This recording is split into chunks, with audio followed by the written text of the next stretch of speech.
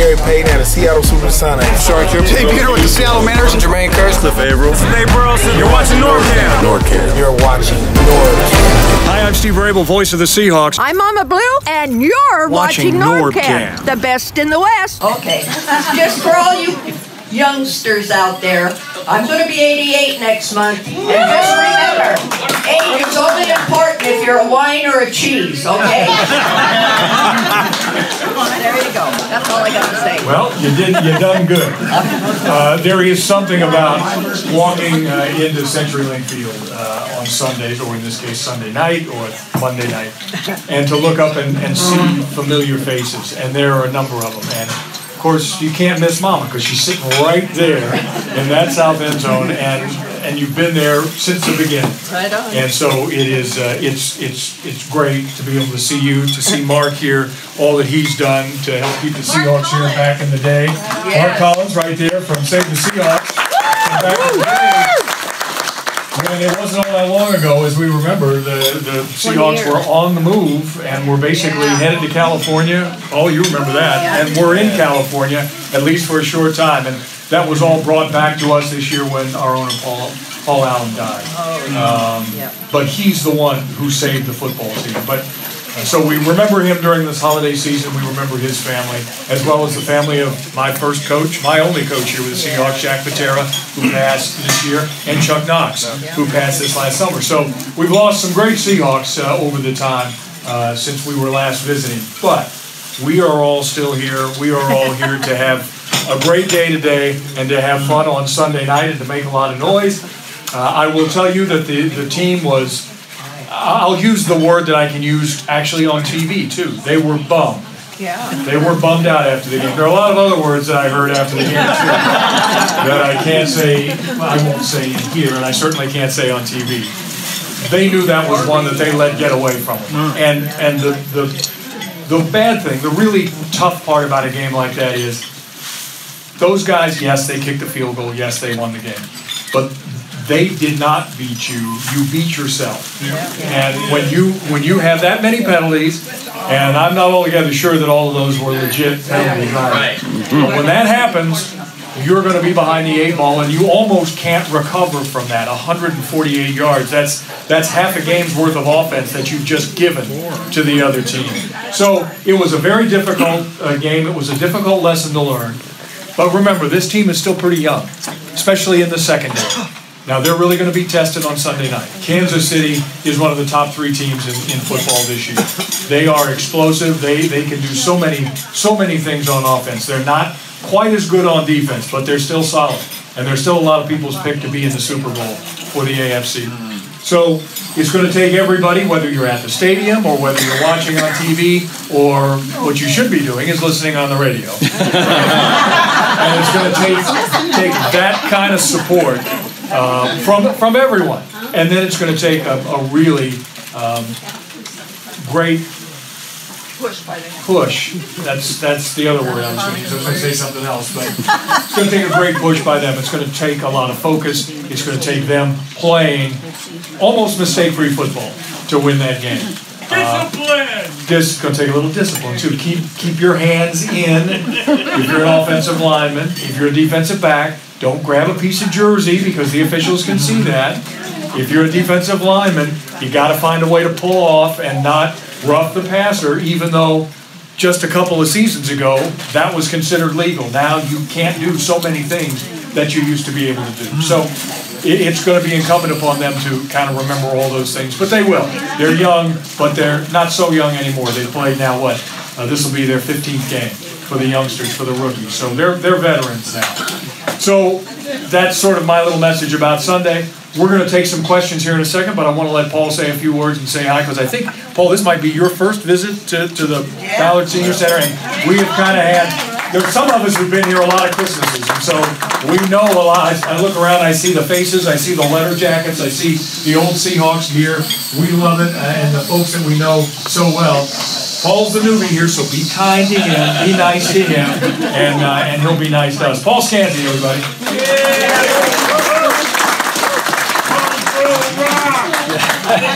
Well, thanks for Thanks for having me. I just really appreciate it, and I'm glad to be here. This is great. It's a great event for you guys. Incredible Seahawk fans. Rabes is the guy. He's the guy that is the radio guy, the voice, the speaker. I'm not the big speaker. So I can answer some questions, but once again, I just appreciate all you guys and glad to be here. Thank you. Thank you, Bob. Suzanne, let me ask you a quick question. Yeah. How many groups, how many visits are being made through the 12 days? Well, we tapped out last year at 50 events. Whoa. And I couldn't do it anymore. We're going to provide legend visits through Answers for Elders. Anytime you guys want to have a legend come and visit, let me know. And we're going to do those kind of visits throughout the year. But 12 Days of Goodness is really about celebration of you. And so we group a bunch of legends together, and it's their opportunity to give back to you.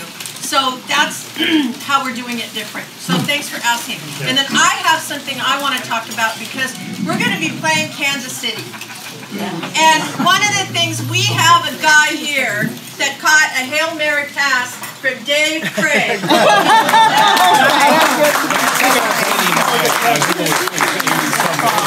year was it? 89 or something.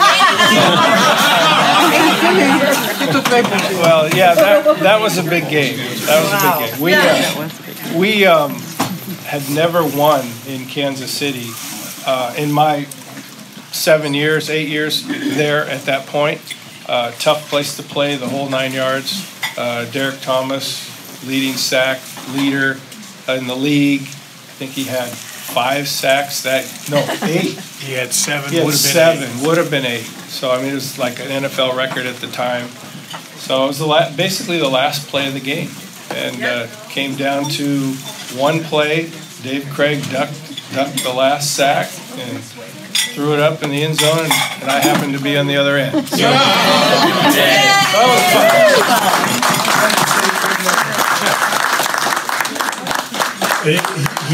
Paul underplays it a little bit. It was a terrific play, and he's right. We hadn't won since in Kansas City since I played, and that would have been about 78, maybe 79. This was now a decade later, and Chuck Knox, the coach, was a superstitious guy. And if we went into a city and we didn't win a game, the next time we went back, we'd stay someplace different. In Kansas City, we ran out of hotels. I mean, truly, we stayed everywhere but the YWCA. Did any of you watch the Seahawkers practice avoiding offsides this last week? Offsides or holding? Yeah. I did. I wasn't at practice. They don't allow us to be in practice for very long during the course of the week because that's when they're installing plays. And you know, I mean, they let. Truth be told, they let me stay in there, even though I'm a member of the media, but I'm also, you know, work for the Seahawks. So they know I wouldn't be talking out of school about what kind of game plan is going on. But I guarantee you that they worked on that. In fact, for the holding situation, Pete told us after the game that, you know, the league came down with a statement maybe 3 weeks ago that said, we're going to start calling more holding. So you better tell your guys to get your hands in. And then one of the officials told Dwayne Brown, our tackle, on Sunday, at the beginning of that game, you better get your hands in because we're going to start calling. So they called 1 or 2 kind of early on, then you didn't see much. Then all of a sudden at the end of the game. That's the quibble I had. If you're going to call it, call them earlier in the game, gets everybody's attention, but don't wait till the last series or overtime when it really counts. I just, officials should not take over a game like that. It should be decided by the players, in my humble opinion. I know Kansas City's pretty much a powerhouse. Can you relate to everyone here how important it is for 12 to show up this game? Well, you know, remember too, the Chiefs are coming from Arrowhead Stadium, and they claim to be the loudest stadium in the National Football League. They actually did set the record, the decibel level record for an outdoor stadium. Yes, and they're great fans. They really are. So they're used to noise. The difference is when 12s get on it at the CenturyLink Field, we're yelling when their offense is on the field, trying to make as much noise and trying to make it difficult for Pat Mahomes, who's a second-year quarterback, but he may be the best second-year quarterback I've seen since Russell Wilson. I mean, this kid is a terrific football player. So it is going to be important to get the fans involved early. The players understand that, and the fans always come ready to play. They really do. It's amazing. Because I have my headsets on up in the booth, and I can't hear Dave Wyman. He's standing as close to me as Mama is. And I can't hear Dave when he's talking to me. But the key is for the team, and they know this, you got to make plays early to keep your fans in it. It's not that the 12s give out, but everybody gets a little frustrated waiting for something to happen. So the offense has got to get the ball, hold on to the ball, run it, take some time off the clock, keep Kansas City on the sidelines, but then when we get the ball, we got to make some plays. We got to stop KC. Can't give up big plays. Bobby Wagner had a great comment this week. He said the tendency for teams, when you watch Pat Mahomes, keep your eye on this, their quarterback. When he starts to scramble, defenders tend to lose track. If I'm covering Paul and he's about 14 yards deep and I'm a linebacker, and I look back and I see Mahomes start to scramble, the tendency by teams is sometimes to let this guy go and to go try to make the tackle.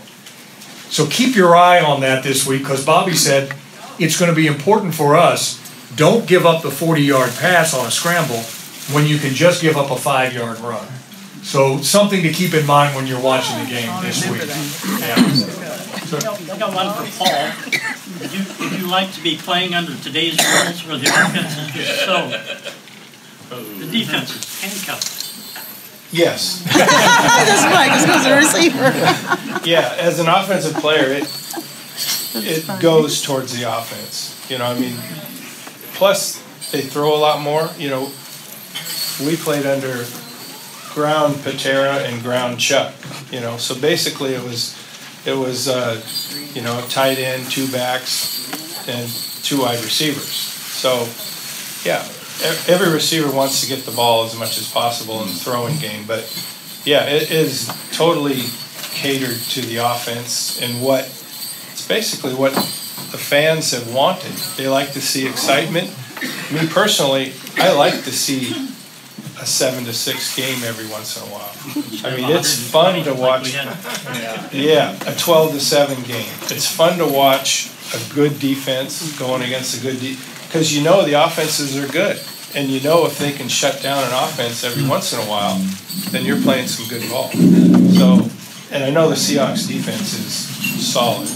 So, yeah, but to answer your question, yeah, every receiver would love to play in this kind of an offense. What's bad for the game is every time someone bumps ahead, it's a penalty, which is, you know, it's part of the game.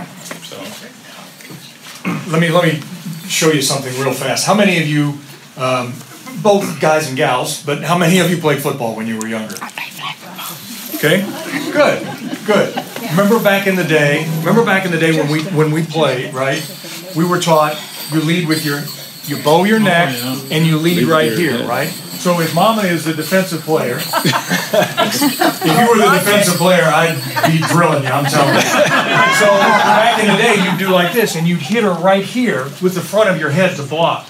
Well, now, and tackling too, because you were always told, keep your eyes up so you see your target so that you can make contact right here. Well, that is what has led to the enormous number of players who now have concussion and brain injury, and it's the thing, I think I've talked about this with many of you here in the last couple of times, it's the thing that worries my wife, and I'm sure all former players' wives, more than anything, is that what's going to happen when I'll be 65 in, 4 months? What's going to happen when I'm 70 and 75? And, you know, I mean, granted, there's a natural part to that, but also how much did football play? So now they're teaching using the shoulder. So now you come in and hit that way. Get your head out of the way and you lead with your shoulder. Just get him, Mama. And that's what they're teaching, and it's better. And Mama would lead with her knee, going, oh. In which case, that's a little more painful than leading with your head or your shoulder. So that's what we're talking about. That's kind of the new ideas on tackling now, and it is better. But like Paul said, holy smokes, the way the flags keep flying, it gets difficult after a while. I mean, and it slows down the game, and it takes you out of your momentum. Offensive team that's got some momentum going, and all of a sudden, bang, they get stopped for a play. Or defense, same way. They're making stop after stop, 3rd down and 15, flag, and you give them a first down on the personal foul. That kind of stuff drives me crazy, but I'm old. Yes, sir. I always wondered, at what point do you just have to abandon it, it's not working, and go to something else, or get what you can? The question was, when at times do you've got this big playbook, do you just sort of abandon it and say, hey, let's go on the fly here, let's make something happen? For the most part, these days, everything that happens, truly, the play that looks like it's the most drawn up in the dirt sometimes, actually is something that they practice. And I know for a fact, watching Russell and Doug Baldwin and Tyler Lockett and those guys, they practice a scramble drill every single day. So Russ comes out and all of a sudden the coach will say, play breaks down, scramble. So Russ is starting to move around. And now the wide receivers have certain things they want to do. Where can I find an opening? Do I go deep? Do I come back to my quarterback? I'll turn it over to Paul because we were both wide receivers. Back in the day, we were sort of taught, come back to your quarterback. If there's any issue, just kind of find a hole and come back to him. But now, the way they're running them, they'll turn and take off down the field. And we've made a lot of big plays that way, and I actually think that's a great way to play. Yeah, I totally agree. And, there are scramble rules that you have. And like Raibes pointed out, as a receiver, and when you see your quarterback scramble, you want to cover the field. So not everybody goes back, not everybody goes to the side or deep. It depends on where you're at in the field. If he's going scrambling out to your right, you're on the left-hand side, you want to go deep and kind of get in his vision, because he's not going to throw across his body, or he shouldn't, or else that's trouble. And then you want to have a guy in the mid-range, and you want a guy shallow. So you want to move to open areas to where you can get in front of your quarterback. And one more part to that. Rarely will they just make up something on the fly. But there are times when Russ will be on the sidelines with his offensive coordinator, Brian Schottenheimer in the case now. And they're having trouble moving the ball or whatever, or we're seeing something defensively that maybe they didn't expect to see. And so Brian and Russ is really good at this because he's so smart. Remember that thing we worked on back in camp? And like 4.5 months ago, they worked on something, and suddenly, that might work. And they get the guys around them on the sidelines. Remember that thing we did in camp where we lined up in this formation, play fake this side, come out here, run the motion, blah, blah, blah. And sometimes it'll work. So rarely do they just sit down and draw it up on the ground, but that's something that can and does happen on a somewhat regular basis. When we're on offense, quiet. When we're on defense, scream your head off. Because we don't want the offense on the other team to have a break. We want to make as much noise as we can so we can disturb them, and they don't hear the count, and we do. That's good. It's just when they're in line, not when they're in the huddle. You could do it. You can do it in the huddle. Yeah, anytime we're on defense, you can scream and holler. Why? No, there's 11 on a football team, and we make the 12th up, and we're supposed to be the biggest rooters of all. So we got to live up to our. We made this classic. I can remember the days in the Kingdom when other teams dreaded to come play us. They still do. Atlanta wanted to shut us down. They said, anymore, if we didn't quit doing the wave, they were going to penalize the fans. How's that, Brad? Yeah, really. That did happen. The league tried to do that to keep the opposition noise down in the stadium. You know, to keep our fans from making so much noise. They tried to, and in fact, they did have a rule. They told the quarterback, if your guys can't hear you, step back. You guys know, step back away from the center, and then they would penalize us 15 yards. Yeah. If there was that much noise. And of Sometimes course, we ended up going out the other end. I was going to say, all that does is, quite frankly, and pardon me, ladies, but it pisses off the team even more. That makes the fans even angrier. Yeah. So they're going to yell even louder. So the league figured out pretty quickly that's a stupid rule. So we've got a few signatures on here from some of us, and I can promise you that if this flag gets anywhere within Seahawkville at some point, somewhere along the line, maybe during a game or after a game, that there will be other players that would be happy to sign it. Or the next group of, and we use this term loosely, believe me, we didn't come up with this term, but as you can see it on Paul's garment here, Legends Community. We don't consider ourselves legends, but what we do consider ourselves with the Seahawks is important members of your community. And we have been, in our case, for me 4 decades, him 3.5, almost 4 decades, Mama Blue 4 decades. So that's why the Seahawks want to make sure that you guys, every time you come here to the Senior Center, you see that the 12s with the Seahawks are thinking about you, and we are hoping that you... Well, I'm a legend in my own room, I can tell you that. So, we just want to wish you again happy holidays. Thanks so much for your great questions. Merry Christmas. Come say hi anytime you see us down at the stadium. Anytime we're backing out around here, come say hi. But most of all, as somebody mentioned a little bit earlier, find somebody to be kind to this holiday season. And it'll make you feel really good. Thank you to the staff here. Suzanne, thank you for all that you do. Thanks, guys. Happy holidays to all of you.